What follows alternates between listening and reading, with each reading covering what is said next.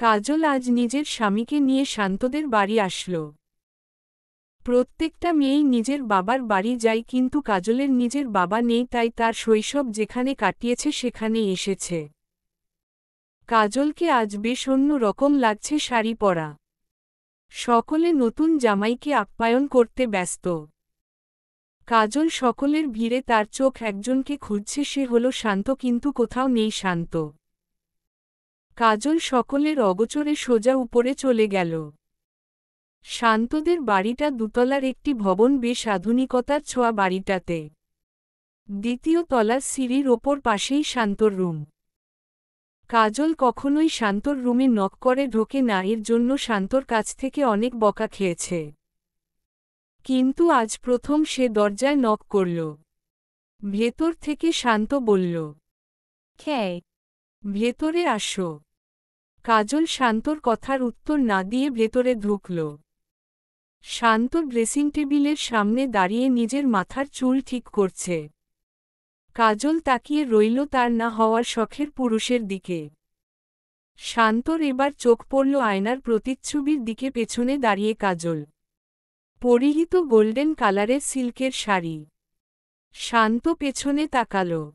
বা, তোর তো ভীষণ উন্নতি হয়েছে, কখনো আমার রুমে নক করে আসিসনি, আর আজকে নক করে আসলি। কখন শ্বশুর বাড়ি থেকে আসলি? কাজল শান্তর চোখের দিকেই তাকিয়ে রইল। হঠাৎ কিছু মনে পড়তেই চোখ নামিয়ে নিল। শান্ত ভাই, না হওয়া শখের পুরুষের চোখে এত মায়া কেন থাকে? শান্ত কাজলের কথাতে হকচকিয়ে গেল। শান্ত উল্টো প্রশ্ন করল, তোর স্বামী কোথায়? আসেনি। হ্যাঁ এসেছে, নিচে আছে। শান্ত রুম থেকে বের হয়ে যেতে চাইলে কাজল বলল, জানেন আমি খুব ভাগ্যবতী। শান্ত পেছনে তাকালো। এই টাইমে এই কথা কাজলের মুখ থেকে শোনার জন্য প্রস্তুত ছিল না। কাজল আরেকটু সামনে এগিয়ে এসে বলল, আপনি আমাকে দীর্ঘ 18 বছরেও বুঝতে পারেননি আমি কি চাই, কিন্তু আমার স্বামী 2 দিনে বুঝে গেছে আমি কি চাই, আমার মনে কি চলে। শান্ত হাসল, দোয়া করি তোর জীবন অনেক সুখের হোক। আপনিও সুখী হন নিজের প্রিয় মানুষ নিয়ে। শান্ত হাসল, তাচ্ছিল্য ভরা কণ্ঠে বলল, অভিশাপ দিয়ে সুখ কামনা করছিস? কাজল উত্তর দিল না। শান্ত আবার বলল, আমি জানি সেটা তোর মন থেকে ছিল না, কিন্তু সেই অভিশাপ যে লেগে গেছে। কাজল অবাক হয়ে বলল, মেন, আজ আমার শখের নারীর গা এ হলুদ। শান্ত চলে গেল। কাজল এখনো দাঁড়িয়ে আছে হা করে। সে এখনো বুঝতে পারছে না সত্যিই কি তার অভিশাপ লেগে গেল। কাজল স্পষ্ট দেখতে পেল শান্তর চোখের হাহাকার, যেমনটা সে কষ্ট পেয়েছিল। কাজল রুম থেকে বের হতেই দেখা হলো তার স্বামী দাঁড়িয়ে আছে। লোকটা বেশ সুন্দর, এক কথায় কাজলের সাথে ভালো মানিয়েছে। কাজল এই মুহূর্তে ওনাকে দেখে একটু হকচকিয়ে গেল। পরমুহূর্তে লোকটি হেসে বলল, চলো নিচে যাই, সকলে অপেক্ষা করছে আমাদের জন্য। কাজল বুঝতে পেরেছে লোকটি যে সব কথা শুনেছে তার আর শান্তর। কিন্তু কাজল প্রথম রাতেই লোকটির কাছে সব খুলে বলেছে। সব শোনার পর লোকটির বলেছিল, তোমার অনুমতি ব্যতীত তোমার গায়ে আমি স্পর্শ করব না। যেদিন তোমার মনে হবে আমি তোমার মনে একটু জায়গা দখল করেছি, সেদিনই তোমাকে স্পর্শ করব, এর আগে নই। মালিহা হলুদ অনুষ্ঠানের জন্য রেডি হচ্ছে। অহনা এসেছে অনেকক্ষণ, কিন্তু অহনার মুখে রাগ স্পষ্ট। অহনা এবার মালিহার 2 বাহু ধরে বলল, কি সমস্যা কি তোদের? এরিকেইডা, কেন এই বিয়েটা করছিস? আমি জানি তুই যে মন থেকে করছিস না বিয়েটা।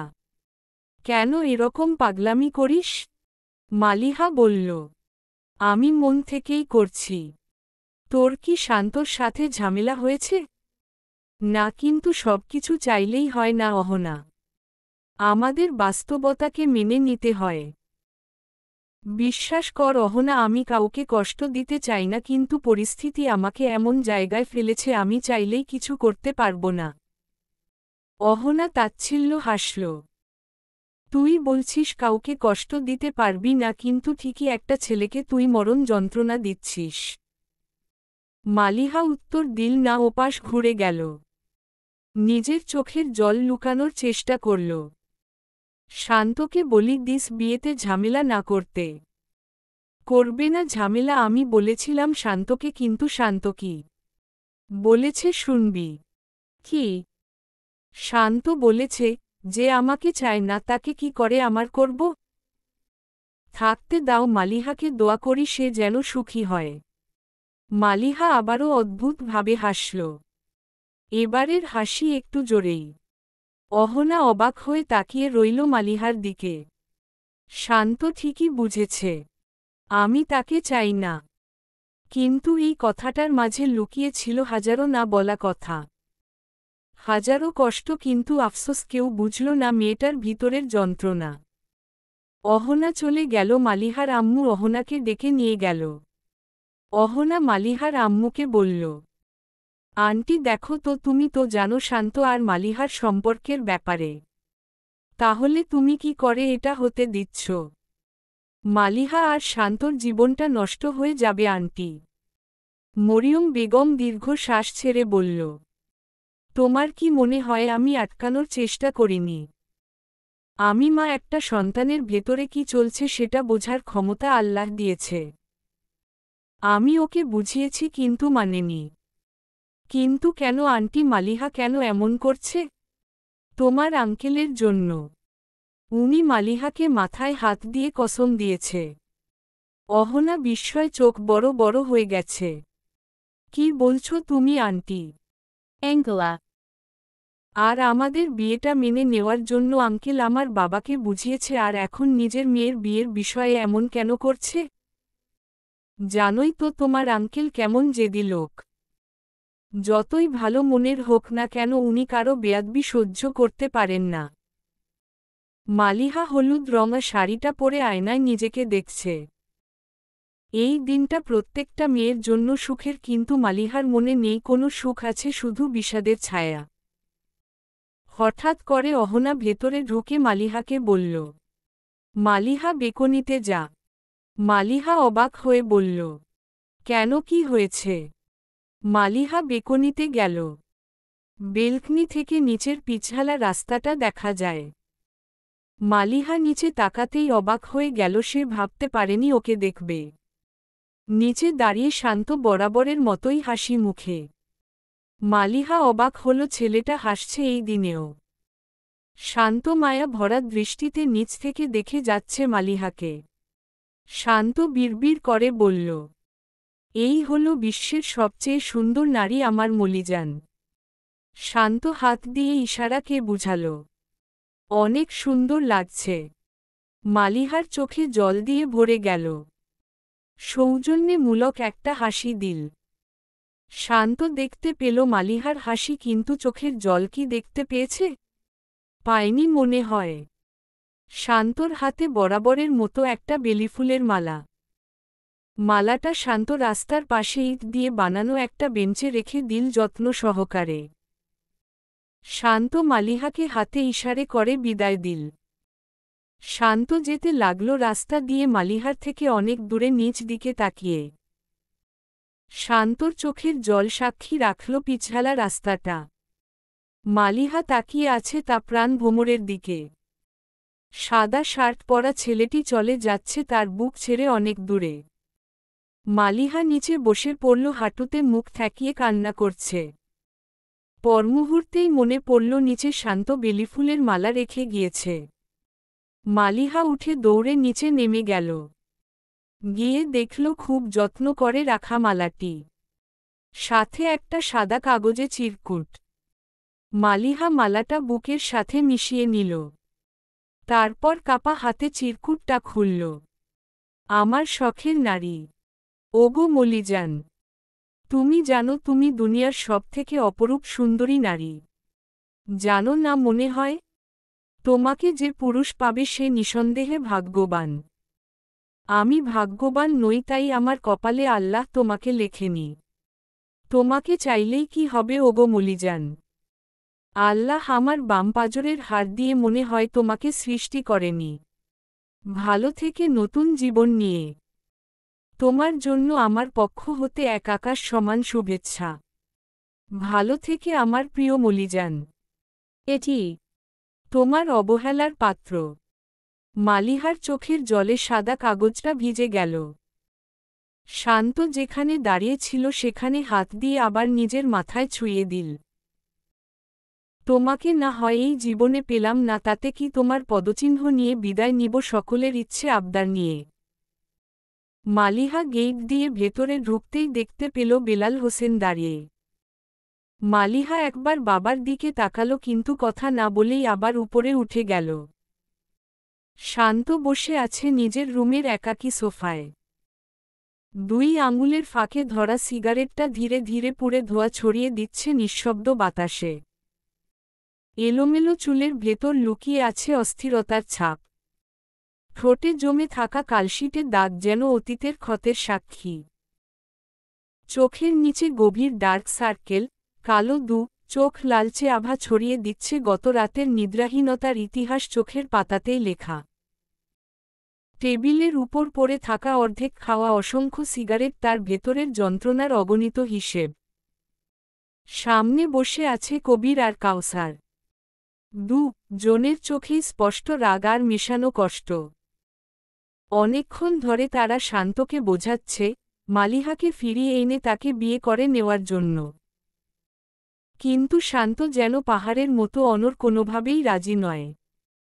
কাউসার এবার রাগে কাপা গলায় বলে উঠল, শান্ত, তুই কি সারা জীবন দেবদাস হয়েই পড়ে থাকবি? শান্ত একচিলতে হাসল, তবে সেই হাসি ঠোঁটের কোণ ছাড়িয়ে ছড়াতে পারল না। দেবদাস তো পার্বতীর জন্য প্রাণ দিয়ে গিয়েছিল।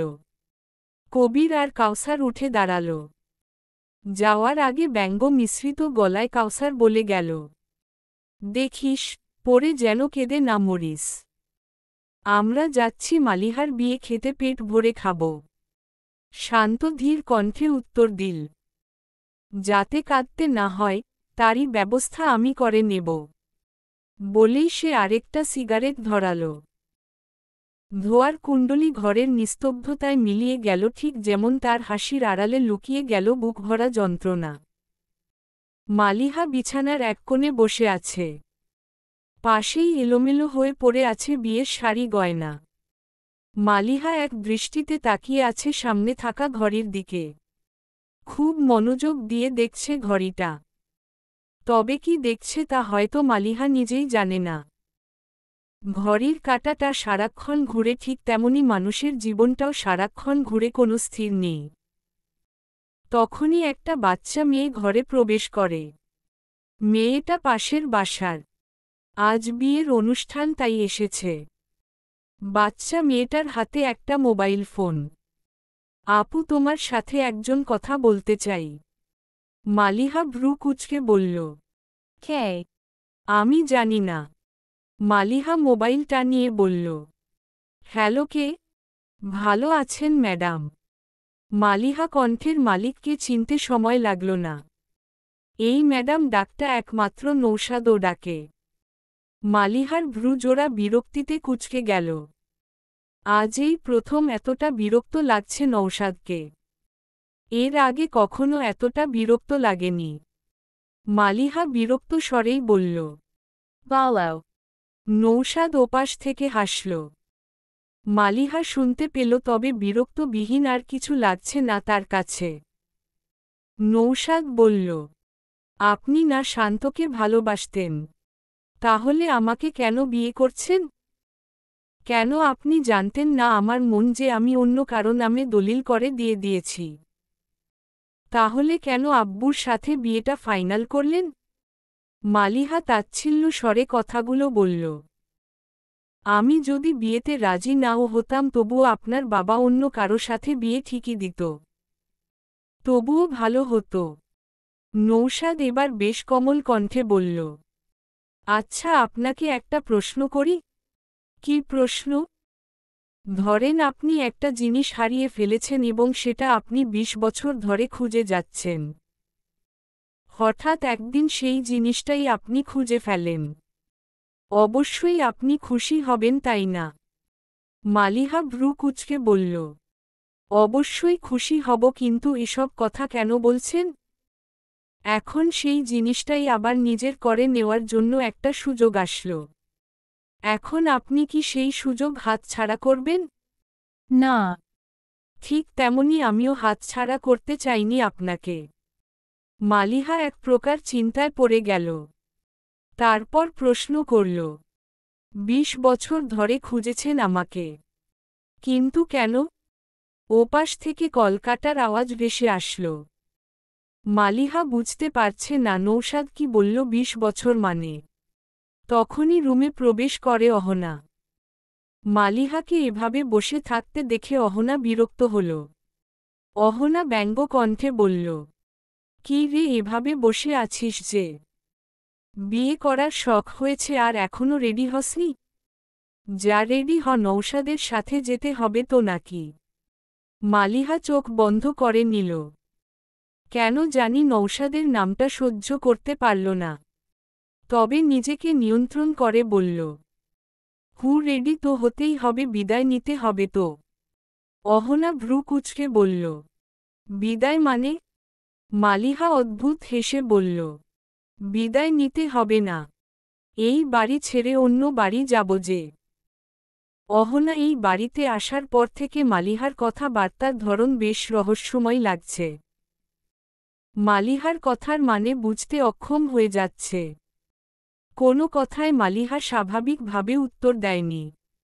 অহনা রুম হতে বের হয়ে গেল হতাশ হয়ে। মালিহা লাল বেনারসিটা হাতে তুলে নিল। চোখের এক ফোঁটা জল পড়ল লাল রংটাতে।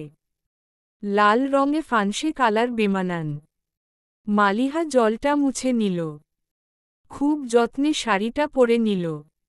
গয়নাগুলোও পরে নিল। চোখের নিচে কাজল, মুখে হালকা মেকআপ, ঠোঁটে লাল টুকটুকে লিপস্টিক। মাথার চুলগুলো অহনা বেঁধে দিচ্ছে ডিজাইন করে। মালিহা সামনের আয়নার তার প্রতিচ্ছবি দেখছে।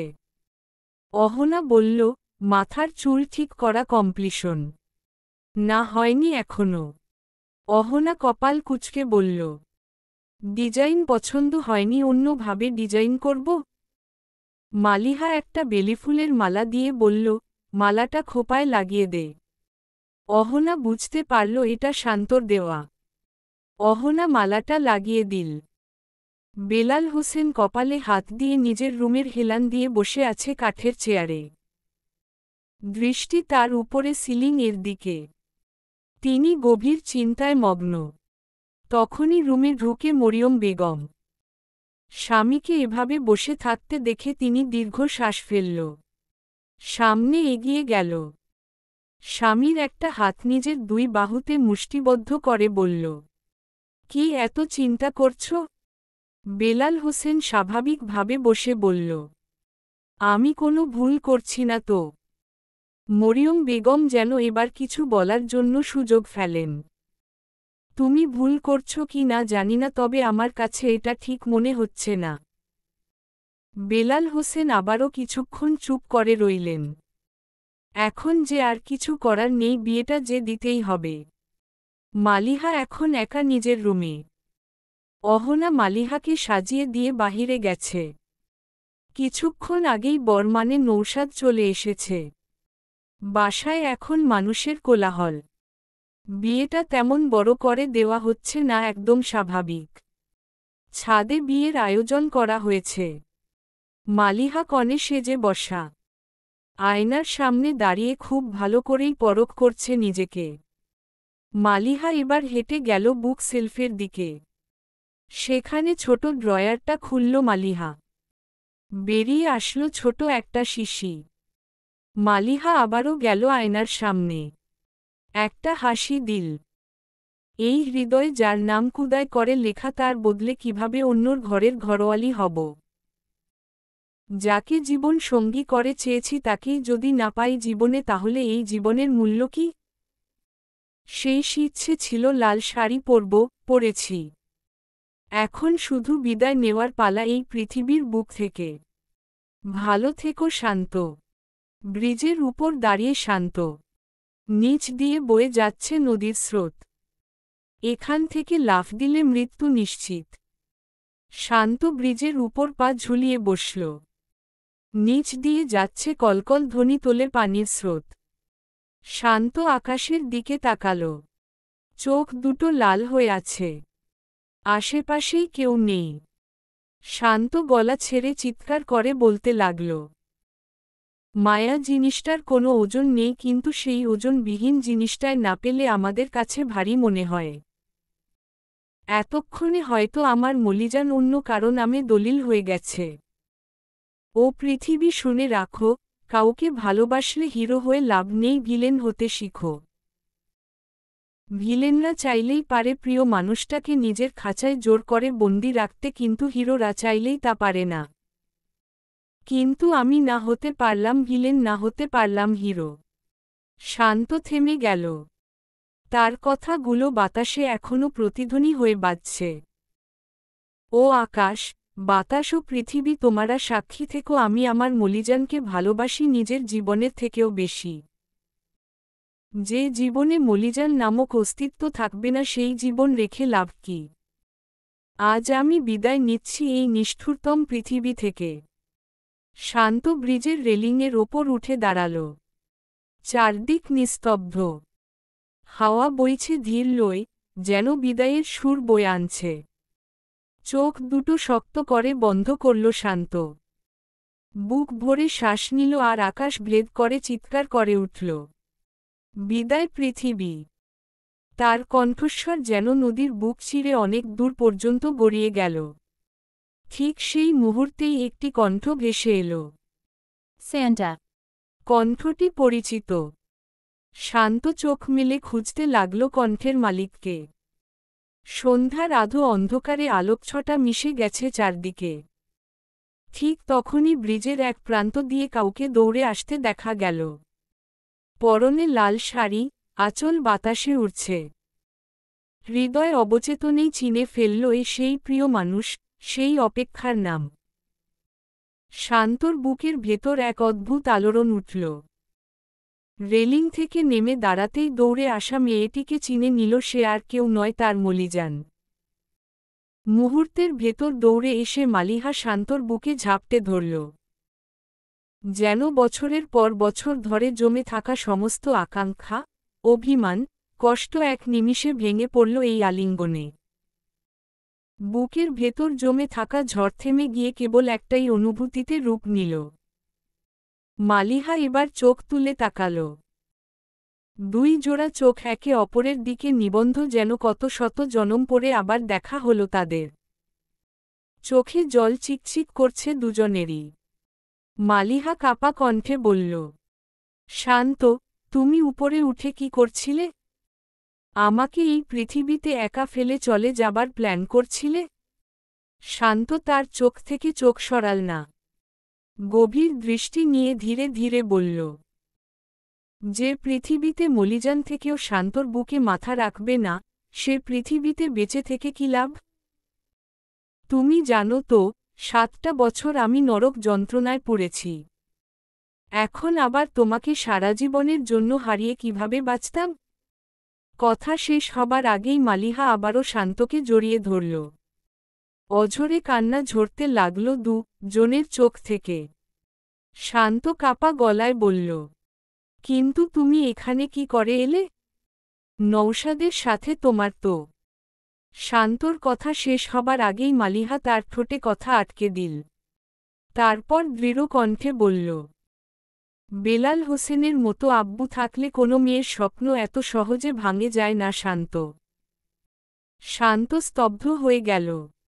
চোখে বিস্ময়ের ছাপ ফুটে উঠল। কি বলছো মালিহা? তোমার আব্বুই তো তোমার বিয়ে ঠিক করেছিলেন নৌশাদের সাথে। কয়েক ঘন্টা আগের ঘটনা।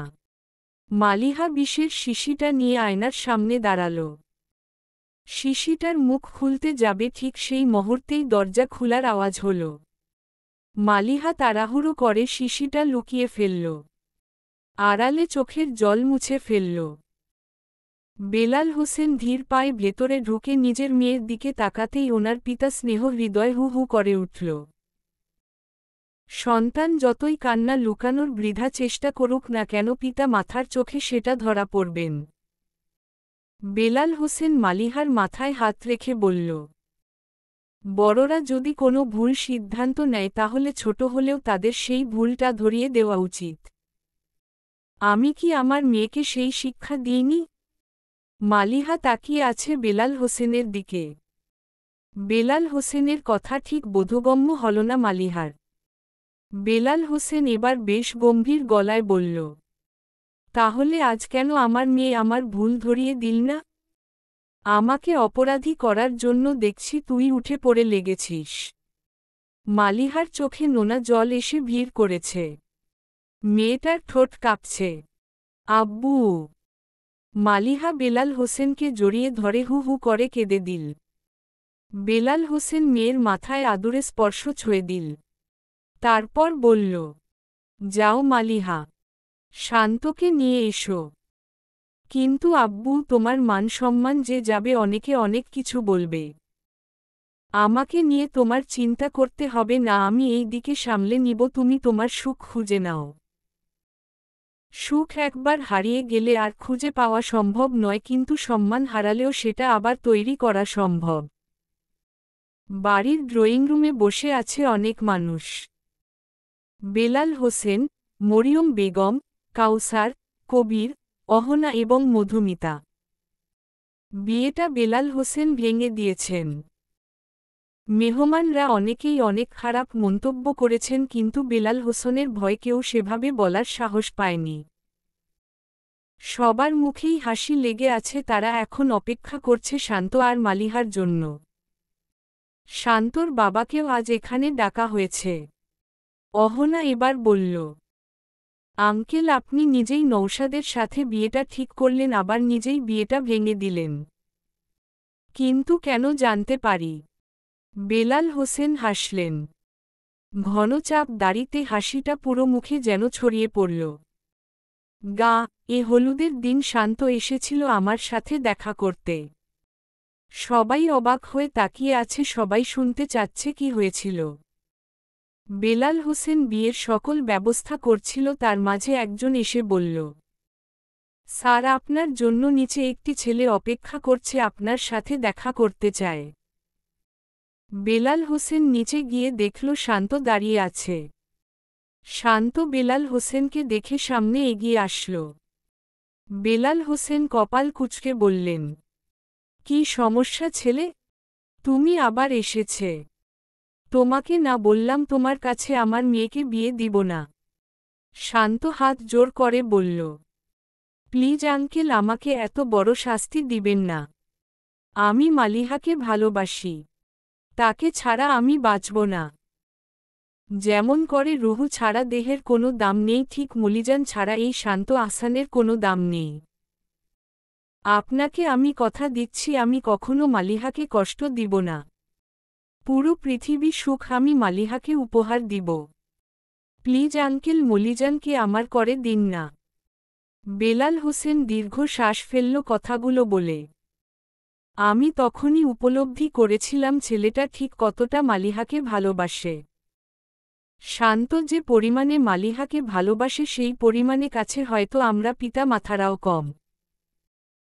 তা না হলে কি একটা প্রাপ্ত বয়স্ক ডক্টর হয়েও এরকম বাচ্চাদের মতো আবদার করতে পারে? কবির আর কাউসার একসাথে বলল, এই না হলে আমাদের বন্ধু। চেষ্টা না করে ভালোবাসায় হেরে যাওয়ার লোক নয় শান্ত। বেলাল হোসেন বলল, আমি সঠিক সিদ্ধান্ত নেওয়ার জন্য এখানে আরেকজনের অবদান আছে। এবারও সবাই প্রশ্নবাচক দৃষ্টিতে তাকিয়ে আছে বেলাল হোসেনের দিকে। বেলাল হোসেন বলল, সে হল নৌশাদ। সেই আমার দৃষ্টি খুলে দিয়েছিল। আমাকে সঠিক সিদ্ধান্ত নিতে সাহায্য করেছে। নৌশাদ আমাকে বলেছিল বিয়েটা যাতে স্থগিত করা হয়। ছেলেটা বলেছিল, ভালোবাসা না পাওয়ার যন্ত্রণা কতটা ভয়াবহ তা আমি বুঝি। আমি চাই না আমার জন্য শান্ত এবং মালিহা সেই কষ্ট সহ্য করুক। যে যন্ত্রণার দহনে আমি জ্বলছি সেটা না হয় আমি একাই গ্রহণ করি। কিছুক্ষণ আগেই শান্তর বাবা নজরুল আহসান এবং ভাই শুভ্র আহসান এসেছে। বেলাল হোসেন তাদেরকে সব বলেছেন মালিহা আর শান্তর ব্যাপারে। এমনকি বেলাল হোসেন বিবাহের প্রস্তাবও দিয়েছে। নজরুল আহসান খুবই ভদ্রলোক, তিনি এক কথাতেই রাজি হয়ে গেলেন বিয়ের ব্যাপারে। এই সপ্তাহেই বিয়ের তারিখ ঠিক করা হয়েছে। পাশে দাঁড়িয়ে আছে শান্ত আর মালিহা। দুজনের মুখেই হাসি। এত বছরের ভালোবাসার পূর্ণতা পেতে চলেছে। মালিহা মাথা নিচু করে দাঁড়িয়ে আছে।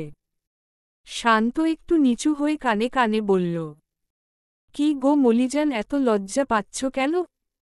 মালিহা আবারও মুচকি হাসল। শান্ত বলল, বিয়েটা খুব দেরি হয়ে যাচ্ছে মলিজান। আজকে বিয়েটা হলেই ভালো হতো। আফসোসের স্বরে বলল শান্ত। সকলে ব্যস্ত কথা বলাতে আর শান্ত ব্যস্ত তার মলিজানকে দেখতে। শান্ত আবারও বলল, মলিজান সবাইকে বলো না এখনই বিয়েটা দিয়ে দিতে। আমার যে দেরি সহ্য হচ্ছে না। এক একটা সেকেন্ড আমার কাছে 1000 বছর মনে হচ্ছে। এত বছর অপেক্ষা করতে পারলে আর 2টা দিন পারবে না? শান্ত হাসল।